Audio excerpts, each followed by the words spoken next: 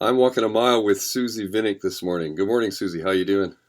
Hi, Joe. I'm good. I'm good. Yeah. Thanks for making the time to talk about what's going on in your world, and most particularly because it's Saskatoon. You're going to be playing at the Yay! yay.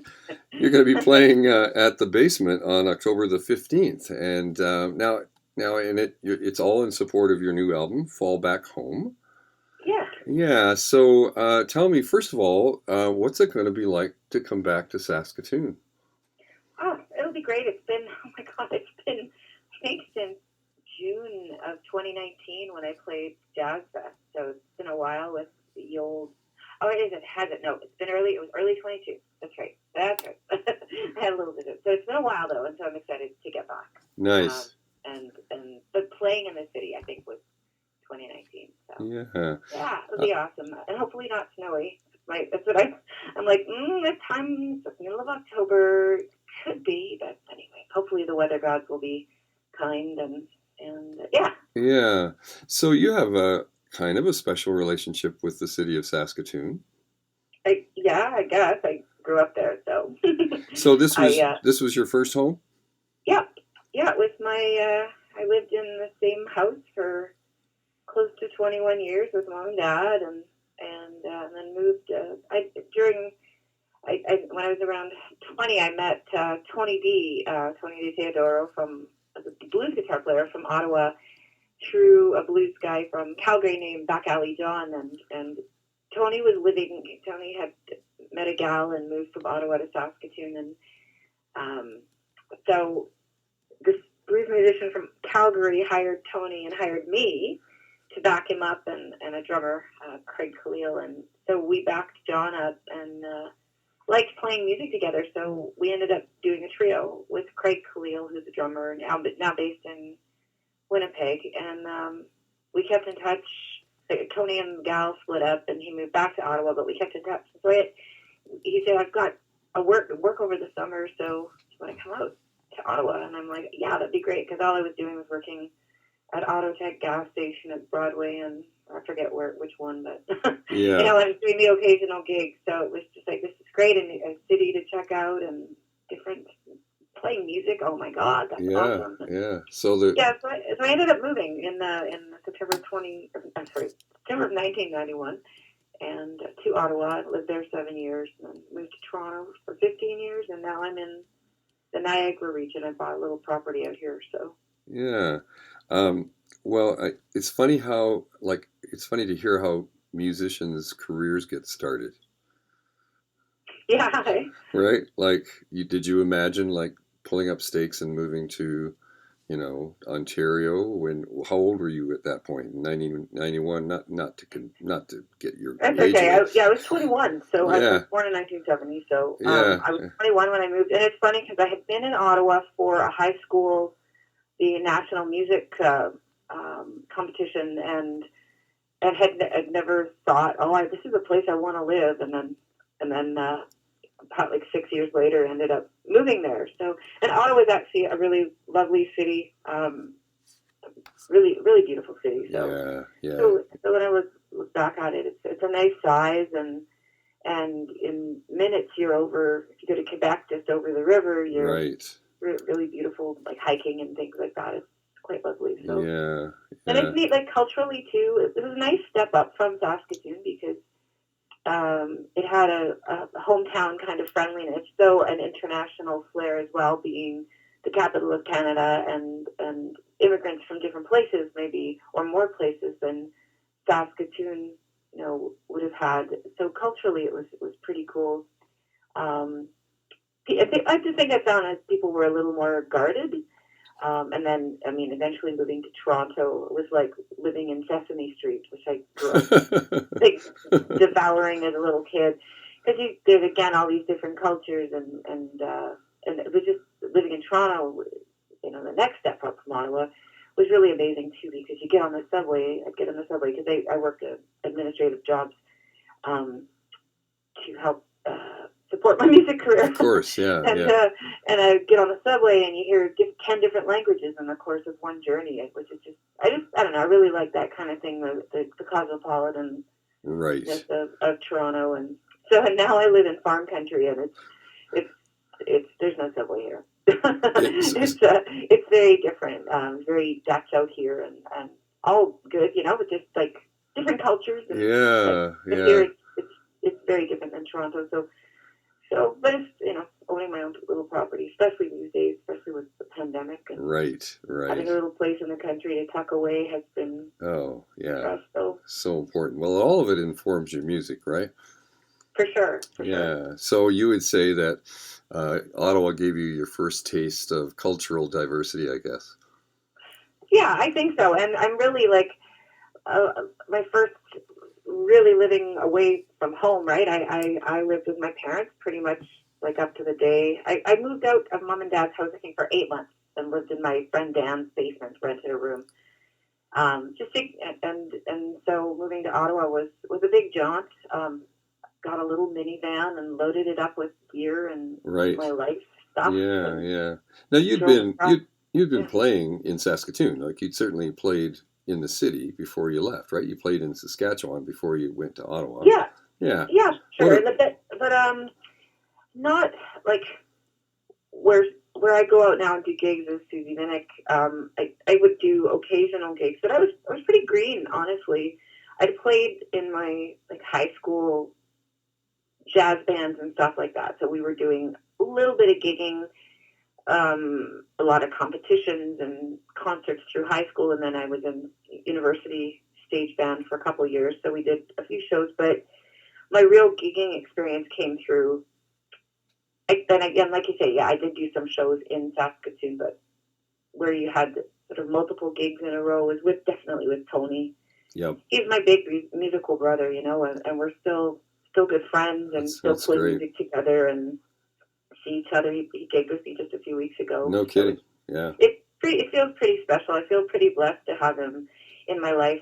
He's a great player and fun. Just been It's just, a really constant musical support, eh? yeah, and Mm, it's like we see each other. We don't see each other for a long time. We see each other. It's like musical, but we always stuff comes up and we're able to get together and play, and sure. it's always a treat. It kind So, of takes me back to being 20 years old again, right? Saskatoon and playing. Where did we play? We played. I think we probably played Amigos and we played Buds, and we went down to Regina when the Plains Hotel still existed, and I think we played the blues bar there. We didn't do a ton of stuff in Saskatchewan as the trio, but it was enough. And then to know we really enjoyed playing music together, sure, and sure. make a journey across the country to Ontario. So And that blues was really the genre, right? Like you landed in blues, and I mean I know you're regarded as a sort of a roots blues that's what I player. call 'em. I call myself roots and blues because it's. I mean, I'm not solely a blues person like Sue Foley. She'll dabble in other areas, but when it comes down to it, I really feel she really speaks to sort of the beginnings of the blues in her playing, and me. There's definitely influence in there, especially with having worked with Tony, worked with Rick Fines, Oh, and of Rick course, crosses yeah, over too, right? right. He's like we're very similar in that we both like kind of root singer songwriter / Americana music and blues, and he's studied a lot. I kind of fell into it because of the situation for open stages as a teenager. Like Buzz was the only place I could go to an Hmm. open stage that I knew of anyway. Yeah, Um, being an underage person and get in and not have to worry. There had been a place called the Rose and Crown, and it burnt down. So there had been an open stage every Saturday. That was my first time experiencing that sort of thing, and so I kind of got a blues educate. The blues was where I went to because of the Buds jams, which right. still Well, happen, right? oh, absolutely. Yeah, That's amazing. I That's like know. from It's 1986 or something. yeah, That's even they're going. still doing it. I mean, it was one of the first places I played here when we moved here, and it was like, are you kidding? These people are really welcoming. It's a blues bar, but look at this community of musicians that jump up on the stage with you, and all of a sudden you're playing, right? So Yeah, it's Yeah. Buds does something special for sure. I mean, and of course, it's a if you're going to get an education in the blues in Saskatoon, that's where you go. Oh my goodness. Yeah. I mean, and look at the musicians it's nurtured. I'm not speaking about myself even, but looking at someone like Jordan Cook, who has hopped on the world stage. I mean, opening for the Who, for Right, right. Yeah, what was the other Aussie's band? Oh, I'm forgetting the name.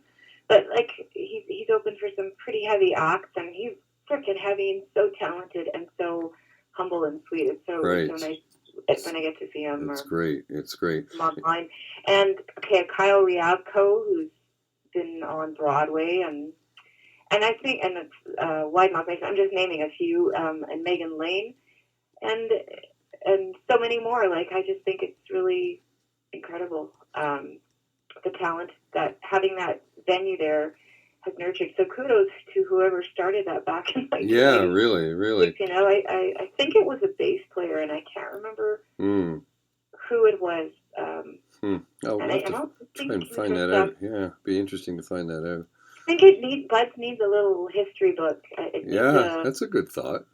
It's. I've thought it for years. Just Huh. again because of the musicians it's nurtured, and like the thing that was cool. I'd go to that jam. My friend Dan had a 3-year-old daughter who, like, they could come in. Yeah, He was like, yeah, that's he right. was like, what are you doing Kids, bringing your kids into a right, smoky bar? Because you can still right. smoke inside those days. But there's like painted shells all over the floor and the lights are Yeah, on. that's right. It's very And, cool. and she used to get up on stage. We'd get her up, the cute doctor, singing Mercury Blues. Oh, And nice. yeah, and then of course Jordan would come in. He's 5 years old. He's got a Stratocaster that's as tall as him with he had little cowboy boots on. And he's up singing and No like, kidding. That's so yeah, this little amazing. guy is destined to do this. So it'd be kind of cool to put something together and talk Yeah, to that's people. it's a really good thought. Well, listen, How long speaking have you been in Saskatoon for, Joe? 2 years, yeah, just Oh, starting just two, just eh? starting our Amazing. third year, yeah, yeah. Oh, So yeah, loving it here for sure. Yeah. I think I read about you. Like you're a musician as well. And I forget where did you come from before? Well, we were The, in Ontario, Belleville, Ontario. I think you know what? The last time that you and I saw each other, I think, was in Trenton. The Blues Fellowship put on a show. We had some, yeah, okay, and yeah. I played with you and I exchanged CDs. And I remember you gave me. You wanted me to have me and Mabel. You didn't want me to have the other one for some reason, Oh, I but think it's just because it was a bluesiest, and yeah, I yeah. think I was probably would have just felt that was one that Well, it that is. It's great. I mean, it's great. represented me that night, Yeah, for and sure. and yeah. So So okay, yeah. nice. So listen, speaking of musicians that are impressive, you got quite a crew of people who are very, very fine musicians working with you on this new CD. I am so fortunate. Yeah, I've gotten to work with some amazing players over the years, and Colin Linden, Matt Anderson, Samantha Martin, Gary Craig. Like, come on, are you kidding? Rolly Platt. Like, wow, you know. Gary has played on all of my albums, all of my band albums. He's played either all the drums or some of the drums. Like this Yeah, one, there's 2 drummers on this record yeah. sharing the duties. But yeah, Gary and I go back to 1993. My first album was produced by a fellow named Ron Surif, who was an Ottawa musician. He's been in LA forever. Killer violin player, bass player, super talented musician. Yep. And he and Gary were really good buds. And so he got Gary on board to play drums. So I met him, and then I'd go to Toronto. And at that point, I had met Rick Vines, and I'd go to Toronto and do Right. like a trio show with Rick. I'd play bass, Rick would play guitar, Gary would play drums, and so Gary was would put me up because I'm all the way from Ottawa. And Yeah, yeah. yeah, so Nice. we've got a nice long-standing history. And Colin Linden I met through Rick Vines back around that same time too. And Danny, my producer, and Colin are in touch a lot. And Colin's been in Toronto area a fair amount lately, so So we were able to get him on board. So who's producing? Who produced this album? so the producer's name is Danny Greenspoon, and Danny originally hails from Montreal. Great guitar player and songwriter, vocalist. But he entered into the production realm, and I don't know his path exactly, but I know his website's the Audio Truck, and he produced I'm going to say Juno winning albums for Great Big Sea and Hmm. what's our the West Coast band, John Mann's band. Oh, It's okay. It's okay. So I will find it. But anyway, so Danny had produced those guys and was good friends with Spirit of the West. Thank you very much, Brian. Right. There you go. There we go. Yeah, and so he's I mean that's just two bands, but he had quite big success with the albums he did for them and other artists. He's worked with blues artist Rita Shirelli. Yeah. So I connected with him through a friend, and so this is the third album he's worked on with me. I see. Yeah, nice. Now, do you relinquish complete, producer role? Do you co-produce, or do you just turn it over to him? Well, I think the first album we did, 33 Stars, it was only my second album. I was pretty green, and I had been going through just sort of separate life stuff at that point. That my parents had succumbed to cancer, and my grandmother died. I was taking a lot of losses and stuff, so I was pretty green. So Danny had ideas as far as songs, and I'm sure I asked or I made some suggestions here and there for some players, and then with me and Mabel, it's such a raw little album, just voice and guitar with the special guests. So I know I remember sitting in his audio truck he had at that time, and we'd sit and go through tracks and kind of weave some things together, like things that we like better, take some, and so when we were comping or fixing some of the tracks. Yeah. And then with the last album I did, Shake the Love Around, was a co-production with my friend Mark Lalama, who lives 20 minutes up the road from me here, and so I kind of get more ideas of like how I want things to sound. So I'm pretty sure that so this, I mean, it's Danny's producer, but I think I certainly put a little bit of a lot more input in with this record than I would have, say, with 33 Stars. Just So are most 20 years later. Are most of the songs originals, Suzie? I think we have. I'm just peeking here. I think they're mostly I've written or co-written. Reno, which is an old Chilliwack song, is a cover. Let Me Make It Up to You Tonight is a Roy Forbes tune. And then Big Train from Memphis. There's four. Big Train from Memphis is John Fogerty. And then Kevin Bright, who is one of my favorite guitar players in the world, and the most prolific musician I know. He wrote a track that I ended up recording. Yeah, so there's four of the 11 songs on the album. 4 of them are covers or...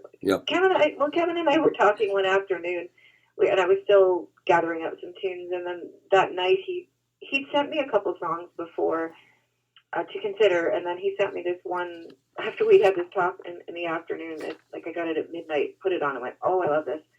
So it's sort of like I don't know, he was inspired by our conversation and ended up nice. So what would you say are the new influences on your music? I know the pandemic, obviously, but and you were pretty busy. You streamed a lot during the pandemic, I think. Yeah, I did a weekly stream. I still do it when I get the chance. It's been a little bit less because of gigging, but it's I don't know if I can say there's a new sound. What all that streaming did is it introduced some songs to me, definitely, that actually two of my streaming fans requested for the streaming show ended up on the record. I did the Big Train from Memphis by John Fogerty, and Reno, and that's a real fun thing because Reno was suggested by my friend Frances, who lived in Saskatoon when I used to go to the Buds Jams, and she brought her little girl, Scotia, and Scotia would sit and draw, and Frances would draw too, and they'd sit and listen to music, and then I didn't hear from Frances in a super long time, and I think Scotia reached out to me and then connected me and Frances, who was on Facebook, and so it's like years later. It's like Scotia's now 40. Wow, that's so crazy. It's scary, eh? But Frances has become like we haven't seen each other over the pandemic. We haven't seen each other for a long time, but we've been in touch a bunch over the pandemic because of the streaming show and Right. listening to music. Nice. And It's so, funny how that can bring people together in a kind of a different way, huh? yeah, I mean, you do what you can do, and you can imagine, like, if we didn't have all this internet, if this pandemic happened Yeah. Yeah. 30, 30 years ago, Yeah. like, it would have been a bit of a different animal. Really. I mean, we've Boy, been oh on the boy. phone a bunch, but For sure. So Susie, who's coming with you to the basement? Who's going to be playing with you? right now it's just me. Yeah. There's a possibility I may have an opening act. I'm just sorting that out. I'm trying to get through getting my Toronto launch stuff sorted and Yeah. that such stuff. So Oh, yeah, that's so I'm just going to do it solo. It's nice. simple. I'm also going to be in town for the OSAC conference, the Organization of Saskatchewan Arts Council, to have an official showcase on Friday. So we thought Right. we'll do a show while I'm in town and at the same time. So it's just Right. easier than Of course, yeah. try to find time to rehearse a band and Yeah, have oh, people for sure, for on. sure. And I think, you know what, the basement's a great venue for solo. It's a great spot for sure. I mean, Yeah. I've done both solo and band things, and I certainly have a wonderful bunch of players I can call upon when I come home to Saskatoon. Right. But I just, for this, it just seems simpler. So it'll just be me. Yeah, and my nice. Oh, guitar that's and a good. bass. I'll rent. I'll have a bass and Right. do Right. songs from the new record and Yeah. other little favorites, and it'll be great to So, be back home and. so you know what? We've almost walked a mile now, Susie. Woohoo! That Woohoo! went by fast, Wow. eh? Yeah, it does. Yeah, I got my walking in. Yeah, I can see it on my Fitbit. Yeah, look at all the steps we took, eh? it tends to go quite quickly. What would you like to tell people about the fact that you're coming back to Saskatoon in a couple of weeks? Yeah, I've come on down to the basement. I don't have the show information up in front of me, but I know it's Saturday. I know that it's Saturday, October the 15th. Right. And it's been 2 years, right? You said since you've been here, so.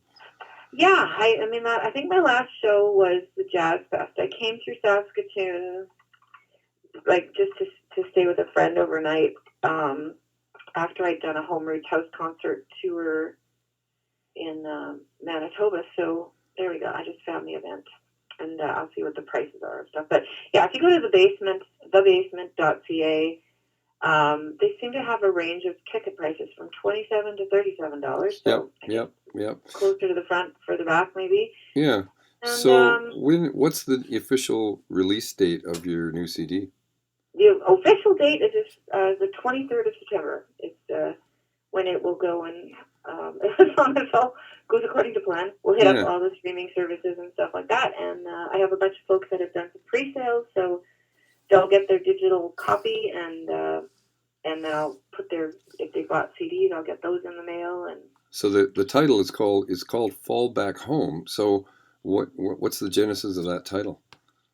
It's actually a line from my co-write with Matt Anderson, a song called Talk to Me. And the lyric is, when the day is long and you fall back home, you're not alone.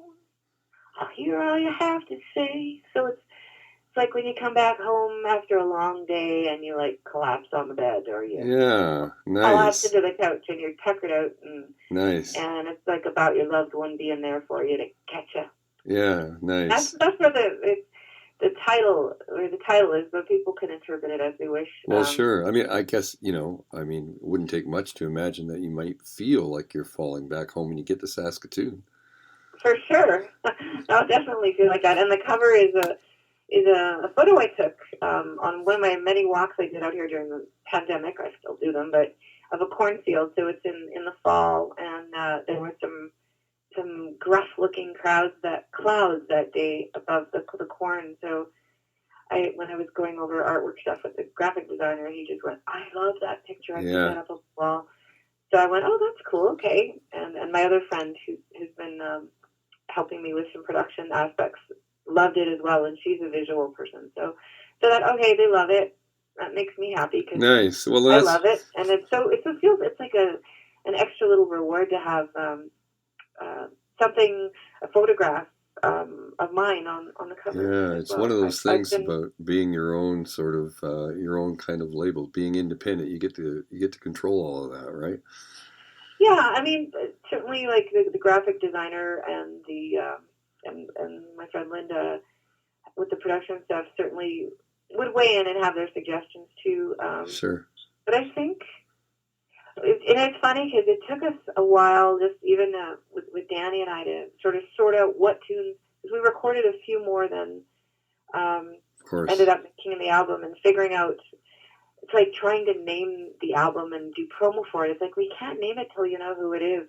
You know, some people are like that when they Right. have babies, I think. Yes. They try to come up with a name. It's going to be this if it's a boy and this if it's a girl. Right. And Yeah. they're like, I want to just kind of find out who this kid is.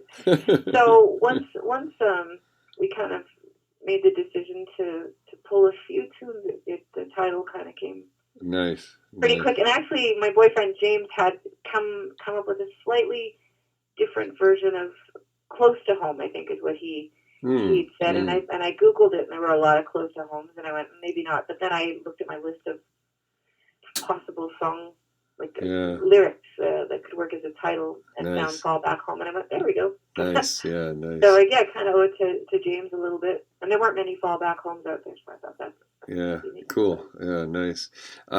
So just briefly, what was the recording process? Were you know, live off the floor? Were you, you know, overdubbing? How did that go? How long did it take and roughly to get all of your raw material together?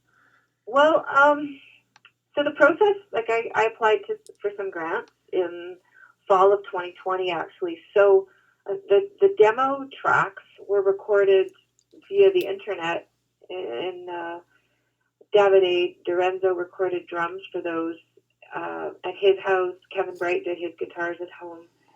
Danny mixed from home. Russ Boswell played bass from home, and I sang and played guitar from home through like my shitty little SM58 microphone. Just because I didn't, it was so kind of new-ish into the pandemic, and I hadn't got I've got an SM7B now, which is you see those a lot when people do podcasts and things like that. Right. But I didn't have it at that point. So it started off as we did the demo tracks, which eventually helped turn got the grants, and they ended up being on the album. So, but we tracked about 1, 2, 3, 4.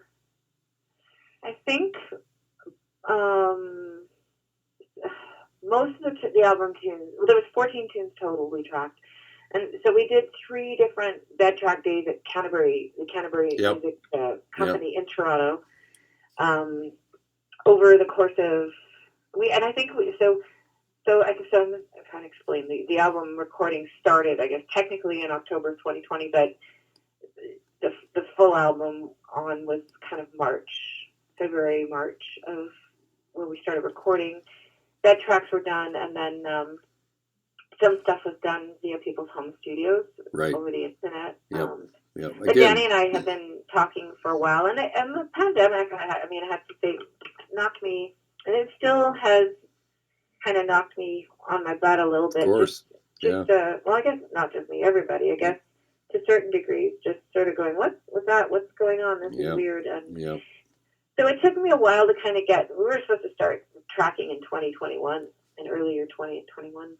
But it just took me a while longer to kind of feel understandably. The songs and that. So it's a some beds are done online.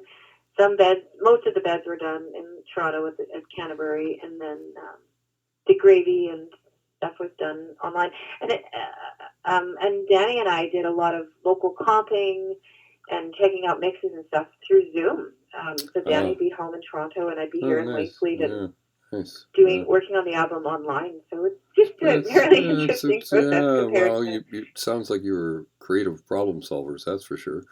Yeah, well, made it work, and it's amazing what you can do. I mean, really, for years, people have been doing recording together across the world. So it's pretty cool that you call on somebody. And we got Bill Henderson on Reno. I mean, he's out in South Spring Island, and Danny reached out to him to see if he wanted to sing on it, to do some backups or whatever, or sing with me on it, and then he said, there's not really, the vocals are kind of hold their own. But we got him to play guitar, and Paul Begat was on the bed tracks for that. So the guitar part on that is like Bill Henderson from South Spring Island, Right, and nice. Paul was actually here on tour, so I had him in person, which was awesome. But he did do some stuff for me from home in Vancouver, so it's just pretty trippy. And Steve Dawson down in Nashville.